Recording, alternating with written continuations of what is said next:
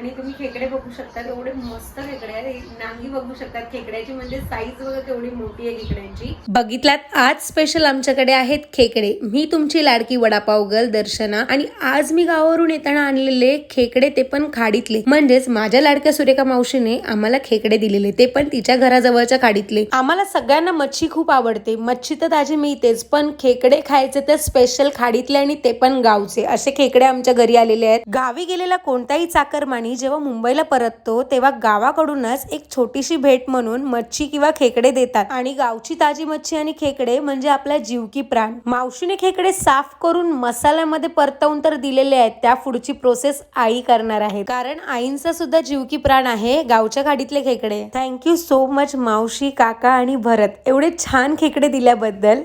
आज आमच्याकडे स्पेशल हे गावचे खेकडे आले आहेत. म्हणजे कालच मी गावावरून आली आणि माझ्या लाडक्या सुरेखा मावशीने जिची व्हिडिओ मी टाकलेली मध्ये, मच्छीची व्हिडिओ टाकलेली मी मच्छी कढी बनवताना चुलीवर, तर तिने स्पेशली खेकडे पाठवले आणि ते पण खाडीतले. आणि तुम्ही खेकडे बघू शकता, एवढे मस्त खेकडे आहेत. नांगी बघू शकतात खेकड्याची, म्हणजे साईज बघा केवढी मोठी आहे खेकड्यांची.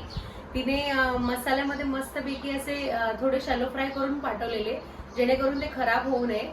आणि स्पेशली आमच्या आईने वाटपात हे बनवले आणल्यावरती खेकडे. एवढं छान सुगंध येतो ना, माझ्या तोंडाला पाणी सुटतंय, कारण की आम्ही खेकडे खूप दिवसांनी खाणार आहे, बरोबर ना आई? खूप दिवसांनी खेकडे आले, म्हणजे 1 वर्ष तरी झालं असेल की आम्ही खेकडे खाल्ले नाही. असे खेकडे मिळायसाठी खरं तर नशीब लागतं आणि लकीली ते आमच्या नशिबात होते. माझ्या मावशीचे मिस्टर आहेत, म्हणजे माझे काका आणि माझ्या मावशीचा मुलगा, हे खेकडे पण पकडतात. म्हणजे जो मी व्हिडिओ काढलेला तर त्यांच्या घराच्या बॅक साईडला खाडी आहे आणि त्या खाडीमध्ये रात्रीचे असे खेकडे वगैरे मच्छी मिळते, म्हणजे काळुंदर मच्छी, परत तांबोशी, बाणोशी आणि असे खेकडे वगैरे मिळतात. तर कधी त्यांच्या मनात आले की जातात खेकडे पकडायला आणि एवढे छान खेकडे वगैरे पकडून आणतात ना की हो, मी गावी असेल ना की माझं वजन इझिली वाढतं. आधीच माझं वजन जास्त आहे, तरी पण वजन वाढताच खाऊन. पण तिने प्रेमाने एवढे खेकडे पाठवलेत आमच्या सगळ्यांसाठी. आता इथे आपण टेस्ट करून बघूया की मावशीच्या हातची जादू आणि आईच्या हातची जादू मिळून हे खेकडे कसे लागतायत ते. तर चला, माझ्या तोंडाला पाणी सुटते, आपण स्टार्ट करूया खायला. मी आधी थोडा भात आणि रस्सा ट्राय करते की कसं झालंय. खेकडे आई कशामध्ये बनवले जातात, कुठल्या वाटपात? वाटण खोबरं आणि कांदा भाजून घ्यायचा आणि त्यात आपण मालवणी मसाला पण, म्हणजे वाटताना आपण मालवणी मसाला टाकायचा खोबरं भाजून झाल्यावर, थोडी कोथिंबीर टाकून वाटण करायचं. दुसरे मसाला टाकायची गरज नाही, मालवणी मसाल्यामध्ये चव असते. मालवणी मसाला टाकायचा, मालवणी मसाला टाकायचा, दुसरा मसाला टाकायची गरजच लागते. मग ह्याच्यात फक्त मालवणी मसाला टाकलाय. मालवणी मसाला, खोबरं, कांदा आणि कोथिंबीर. मावशीने पण खेकडे पाठवताना थोडे शालो फ्राय करून पाठवलेले मालवणी मसाल्यामध्ये, आणि आमच्या आईने पण मालवणी मसाल्यामध्येच बनवलेलं आहे. आमच्या आई काय बोलल्या तुम्ही ऐकलात, ह्या वाटपामध्ये म्हणजेच या खेकड्यांच्या वाटपामध्ये आम्ही फक्त मालवणी मसाला टाकलेला आहे आणि तसंच मावशीने पण मालवणी मसाला यूज केलाय. जर तुम्हाला आमच्या स्पेशल मालवणी मसाला हवा असेल तर आम्ही मसाला विकतो सुद्धा. तुम्हाला किती किलो हवा असेल तर नक्की आम्हाला DM करा मी दिलेल्या नंबरवरती.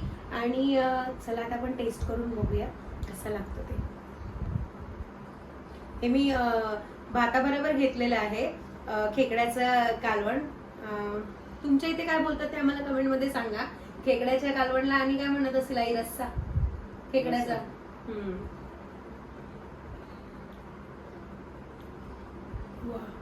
वा, इतकं भारी झालंय ना आई. आय लव्ह यू आई, खूपच छान झालंय. मावशीला पण आय लव्ह यू. एवढं बेस्ट झालंय ना, म्हणजे की तिथे कोकम पण टाकलेलं आहे ह्याच्यात. मसाल्याचा तिखटपणा मस्त आलेलाच आहे, कोकमाचा आंबटपणा पण खेकड्याला आलेला आहे. तुम्ही बघू शकता एवढी मोठी नांगी आहे, तोडेपर्यंत माझे दात तुटतील, पण मी तरी पण खाऊन दाखवेन तुम्हाला थोड्या वेळाने, जरा प्रॅक्टिस करून. हे बघू शकतात तुम्ही. ह्याला काय बोलतात आई? हे कुर्ल्याचे